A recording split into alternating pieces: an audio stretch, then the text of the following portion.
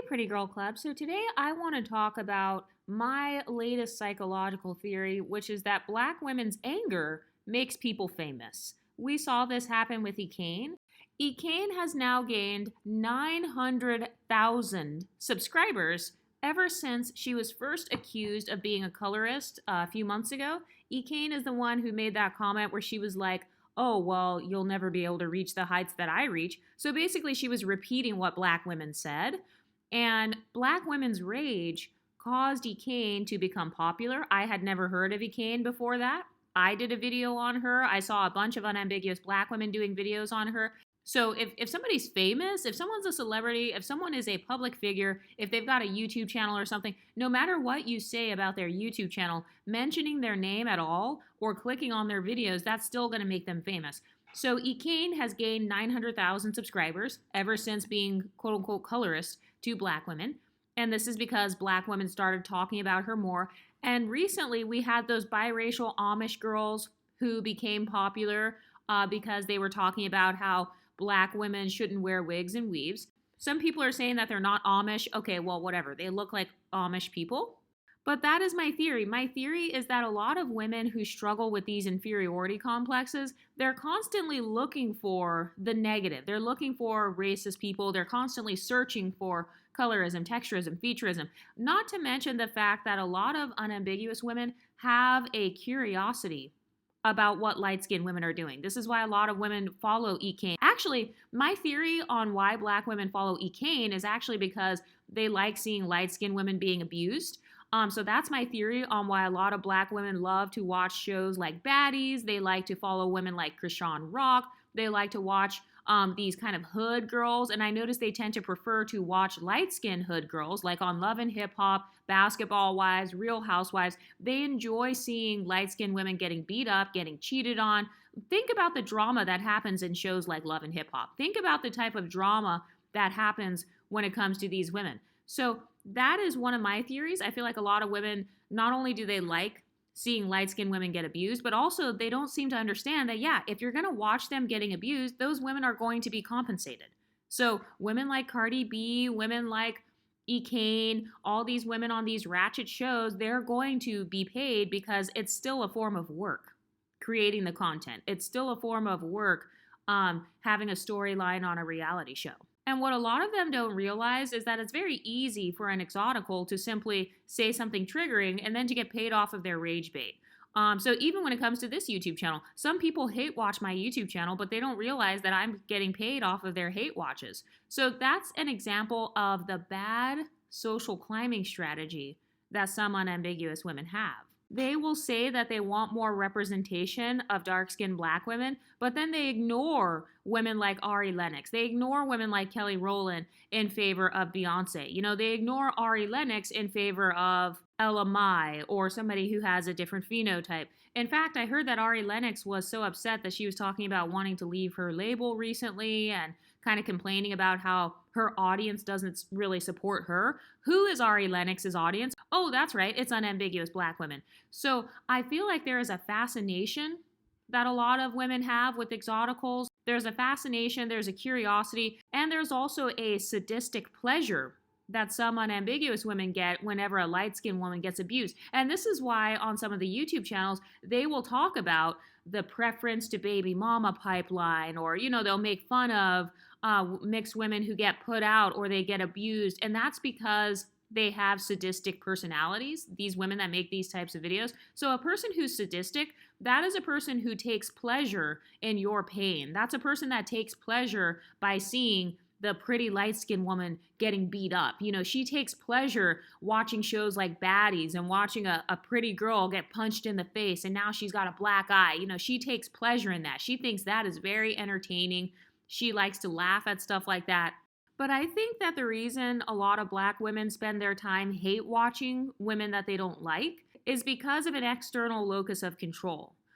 So this goes back to kind of like being externally focused, like instead of focusing on themselves and how they can improve or how they can level up or social climb or whatever, they would rather watch Real Housewives and make lipstick alley threads talking shit about the women on Real Housewives. They would rather talk shit about all the women on Love and Hip Hop. They would rather talk shit and call people like Ekane a colorist. And also, let's think about this. If someone is a famous content creator, do you really think they're scared of being called colorist? Like, seriously, think about what it takes to be a public figure. Anyone who is a public figure has been called every name in the book because you're in the public eye. So no matter what you do and say, people are going to call you names. They're going to get mad. So someone calling you a colorist is really no different. So it's not like you can just say, oh, this person's colorist, and then suddenly they're going to be like, okay, I quit my career now. I'm no longer going to make music. I'm no longer going to perform. I'm going to cancel my entire show, all because this random person on TikTok said I was colorist. No. So a lot of unambiguous social justice warriors, they're not thinking through their actual social strategies. So instead, they're hoping that they can tear down these women like Ekane or those biracial Amish women. They're hoping that they can somehow lower those women's self-esteem so that their self-esteem becomes so low that they no longer post on TikTok and YouTube. So it's a form of trying to bully that person off YouTube. They want to bully those biracial girls off TikTok, or they were hoping that they could bully Ekane off TikTok, but obviously that's not going to work. Attempting to defame someone who's already famous, that's not going to work because you can't become unfamous. Once a person is famous, once they're well known, once they're visible, that's it. They're visible. People are going to remember them. Even if they were to stop creating content, people will still remember them. Think about all of the famous actors and musicians that you know from the 90s who don't even make music anymore. They're still famous. You still remember who they are. Why? Because fame doesn't disappear. And if your fame does disappear, it's because you never really had fame to begin with. And so one of the classic mistakes that a lot of unambiguous women make is they make women infamous. So being infamous, that's still a form of fame. So I'm thinking of the Kardashians. They became extremely wealthy. They became even more wealthy due to being infamous. And by the way, anybody who has social power and fame, they do have certain aspects of infamy that are attached to their name. I mean, think about Beyonce. She is actually infamous as well. She's not just famous for her talent. She's also infamous. A lot of people, they think Beyonce is a part of the Illuminati. They don't like that she's with Jay-Z. They think Jay-Z is doing the same stuff as Diddy. They think that she's a part of that. Okay, so that's actually a form of infamy. So what a lot of Black women don't understand is that becoming famous or becoming a public figure of any kind, you actually will not be able to avoid infamy. You won't be able to avoid people talking shit about you. But I've noticed that culturally, a lot of Black women have a fear of being perceived and a fear of being seen, or they have a fear of people calling out their flaws. And so what they'll do is they will stay in the abyss. So they won't go after their dreams. But then if they see some sort of exotical going after her dreams, they're hoping that they can project onto her. They're hoping they can call out her flaws and that woman will feel insecure. They did this with Ice Spice, saying that Ice Spice can't rap. Pretty much anyone you can think of. I see that they're doing it with Tyla right now. Like they're body shaming Tyla for being skinny. I've seen some people saying that Tyla dresses like a homeless 12-year-old, saying that she looks like a homeless Indian or she has an Indian accent. So they're doing these things because they're hoping it will silence the person, but obviously that's not going to work. This channel has shown you in real time that if Black women say something negative about you, or if you make Black women mad, you will become more famous. I swear to God, if you make Black women mad, you will become more famous due to Black women's own behaviors of wanting to be triggered. I feel like some women, those types of women where they like arguing, they like drama, they like negativity. And so this is how so many women and men are able to become famous for talking crap about Black women or for saying something that's offensive to Black women.